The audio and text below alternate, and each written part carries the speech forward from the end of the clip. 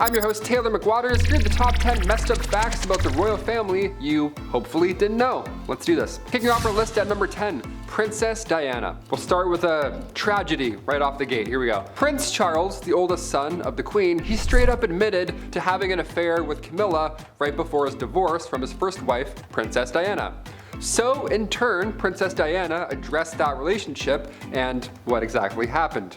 During that famous 1995 interview with BBC, she couldn't have said it better if I'm being honest myself. Diana said, very confidently, "Well, there were 3 of us in this marriage, so it was a bit crowded."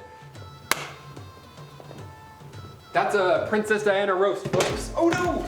Yeah, Princess Diana, she's full of roasts apparently. Diana also said she was in love with riding instructor Major James Hewitt during her marriage to Charles, so everybody was a little busy, it seemed, and rightfully so. Diana's like, yeah, I'm not hanging out with this guy. Diana and Charles divorced in 1996, only a year before her tragic accident took her life. Later in 2005, he married Camilla. Yeah, has anybody seen Spencer? Kristen Stewart looks great in that movie, and I want to know if it's worth the watch. Comment down below. Number 9, the Great Fire. One of the most wild Nostradamus predictions of all time. It reads, "The blood of the just will commit a fault at London, burnt through lightning of 23's the 6th. The ancient lady will fall from her high place, several of the same sect will be killed." Now, there are of course many people who believe that this entry here was actually one that predicted the Great Fire of London that occurred in 1666. The line 23's the 6th and times 20 by 3, and then you add 6, you get 66. Right? Quick math. But most importantly, it may also mention London and the royal family. And in real life, this fire did affect them as well. Also, it is said by many that the reference to the lady here is another term for the kingdom, the lady. This means that Nostradamus was predicting, maybe, that the kingdom was going to fall as a result of the Great Fire. So, yeah, he kind of nailed it. I don't know. Number 8, King James. Not to be confused with LeBron James, although he's a pretty good king as well. He's alright, that fellow. This is a different king. In an official 16th century medical book, the actual medical advice at one point was to not bathe.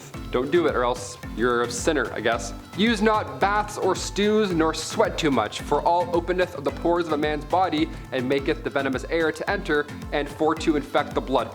First of all, what? What did you just say? Why is every shred of medical knowledge from the past always written in riddles, like it's a Harry Potter spell? You know what I mean? God forbid you have bronchitis in the 16th century. A doctor is like, yes, just a flower petal will fix that. The doctor with one of these comes in? No way, not listening to that guy. They thought that taking a bath would make you sick, so King James IV, apparently he never took a bath. And his hygiene was so bad that he would sometimes pass on lice to others just by walking by them. He would walk by and they'd be like, "Ugh. Guy's got Steven Tyler's hair. What is that? Like, can we cut it if it's infected with gross? Can we just, maybe a bald king? How does a bald king sound?" Number 7, King Rudolph II. The Holy Roman Emperor from 1552. He was known as a collector of sorts. These royals, they like to collect things, they like to spend their money on weird things. Some princes collect stamps, others collect zoo animals. See, his castle was home to lions, tigers, and orangutans, so good luck getting a full 8 hours of sleep, my friends. He also collected human artifacts, this royal, so that's a bit odd to collect when you're a royal. Imagine having company over, you're like, yeah, watch the lion crap, and also don't mind the jars of eyes. Do you want a drink? Let me get you a drink. King Rudolph II, okay, he's quite important in history, obviously. He supported the scientific revolution a lot, and he also poured tons of money into astrology, so he was into cool stuff. Number 6, Prince Harry costume party. YouTube doesn't like when I say some words, specifically a word that rhymes with Yahtzee. But with this being one of the biggest scandals, I have to bring it up, I have to mention it. The Duke was also referred to as a bad boy, but just how deep did these incidents cut? Was he like topless on a beach and he's bad, or was he dressed up as something horrible at a Halloween party? It was the latter. Before he settled down with Meghan in 2018, Harry had to issue a public apology in 2005 because, whoops, somebody got photos from that party. Did the royal dress up as the Beast from Beauty and the Beast? No. Did he dress up like a witch? No, it would have been fun, but no. Photos leaked of him wearing a World War II German soldier outfit. Can't say much here, but it was even equipped with a specific armband. Yeah, we can't show you either, but you get what I'm saying. This was a not great time. It was poor taste. He could have dressed up in any way. He's a royal, and he does this instead. I don't know, it's very off-putting. Harry said afterwards, quote, "I am very sorry if I caused any offense or embarrassment to anyone." End quote. Wow, he really meant that one. Really came from the heart, that apology. It was a poor choice of costume, and I apologize, he says. Okay, number 5, King Henry II. This is a quote that people believe was Nostradamus predicting the death of King Henry II, who actually was a personal acquaintance of the prophet himself. That'd be scary. Hey, how do I tell you this? Well, at one point, Nostradamus was seen addressing King Henry II as the most invincible Henry, King of France. Unfortunately, Henry proved to be quite vincible when he met his gruesome death at the age of 40. In the summer of 1559, a terrible jousting accident went awry and it left the king passing away shortly after from sepsis. This is a terrible story, but I told you it because many think that Nostradamus predicted this. The jousting incident saw the king having splinters driven into his eye and his skull by one of his young soldiers, and the Nostradamus quote reads, "The young lion will overcome the older one." Yeah, he's jousting and then the eye, and then it happened. That sucks. Number 4, Prince Charles the Vampire. Now, some of these theories, yeah, they're a bit out there. I didn't make them up. I wish I did, but I didn't. Some believers out there actually think Prince Charles is a vampire, a blood-sucking, flying, turning into a bat-looking vampire. I don't know. Why? Because Prince Charles is related to Vlad the Impaler.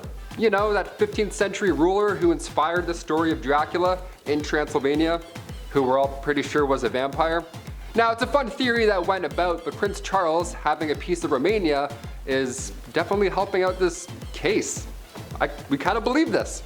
The prince has been conserving forests and he even got property over there, so maybe he's a vampire, maybe not. Maybe he just likes property and castles. And Vlad the Impaler. I heard he's a great lad. A great Vlad. Number 3, Shapeshifters. Awesome. I'm not actually Taylor, I'm someone else pretending to be. That's cool. That's why I'm so energetic today. This next theory I wish I could claim for my own again, but it was actually former BBC presenter David Icke. He takes the cake himself. Here we go. He has since revealed himself as a conspiracy theorist, and one that surrounds the royal family had me stunned. Icke and quite a few others claim that the royal family is part of the Illuminati. Yeah, and then all of them earn their power because their human ancestor mated with reptilian aliens.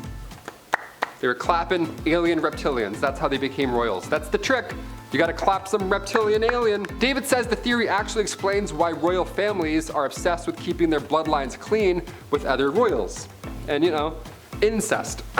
But the biggest what the part of all this has to be when David told the public that he knows people who have seen royal family members change into reptiles and then back into human form again. Number 2, leaked letters. We'll end with some recent leaked letters. We love those. We love some gossip. We mentioned Princess Diana. Well, we've got more stuff. We've got more tea. In May 2018, the royal wedding, it was thought at the time that Meghan's father was absent because of a heart attack that he suffered days before. But a year or so later, it's revealed that Thomas Markle and the new Duchess weren't as close. There was some drama. There was some beef going on in the family. Thomas spoke out against his own daughter. There was a scandal where Meghan spoke to Oprah, the tell-all that we all watched, and Meghan actually said to her father that if you tell me the truth about what happened, about working with paparazzi, then we can help and get through it. But he wasn't able to do that, and that for me has really resonated. Yeah, if my dad was working with paparazzi, showing them private letters as well, just for clout, I'd be upset too. As if my dad can't even open his iPad without me, let alone leak my letters. Number 1, personal sheet changer. I can't tell if this is the worst thing ever or the best, but it's kept me laughing for months now. Royals have been sweating constantly about other people trying to, you know, take them out, right? It's a scary job. Everyone wants to attack you. I mentioned Boyd Jones on here a few times, that guy that stalked the Queen. It's terrifying. People are terrifying. Boyd Jones would go through the Queen's drawers and, you know, big ooh. So historically, the royal family would try their best to anticipate any and all attacks. Be as safe as you can be, right? Of course. Like the kissing sheets, for example. Oh, have you heard about these kissing sheets, this royal position? A great deal of monarchs hired taste testers to make sure nobody poisoned them, that's normal. But they also had a guy who would get tucked in the king's sheets. I would much rather have the latter, know what I mean? King Henry VIII hired somebody to make sure the bed wasn't poisoned. So you were required to make the king's bed every morning, but you also had to rub all the sheets down everywhere before bedtime. You'd have to kiss the bed sheets to make sure they weren't poisoned. Yeah, sleep tight. I'll sleep here, boss. Here we go. Don't mind the old medieval dad breath all over your pillows. You're safe for the night. That's so gross. I can't even sleep in a hotel sometimes, let alone some dude. Mwah, mwah, mwah, mwah. Mwah, mwah. I'm like, what are you doing? Get this guy out of here. Why is he kissing my bed? Clothes as well. That was also touched. Maybe not kissed, but it was for sure touched. Guys wearing my clothes in my bed, kissing my sheets? No way. I think I'd rather get poisoned.